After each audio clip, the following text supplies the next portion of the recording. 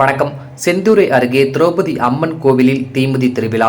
பக்தர்கள் தீமிதித்து நேர்த்தி கடனை செலுத்தினர். இனி விரிவான செய்திகள். அரியலூர் மாவட்டம் செந்தூரை அருகே உள்ள கீழமாளிகை கிராமத்தில் அருள்பாலித்து திரௌபதி அம்மன் கோவில் தீமிதி திருவிழா 18 நாட்களுக்கு முன் கொடி ஏற்றத்துடன் தொடங்கியது. அன்று முதல் மகாபாரதம் கதை பாடப்பட்டது.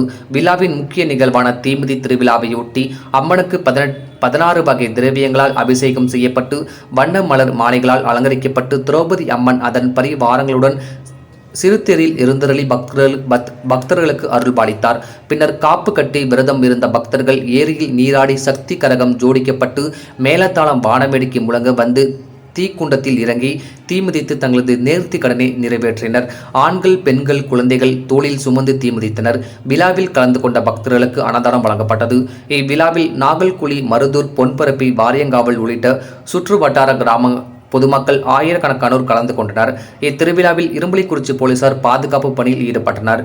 டிஎன் செய்திகளுக்காக அரியலூர் மாவட்ட செய்தியாளர் எஸ்பி ரவிச்சந்திரன்.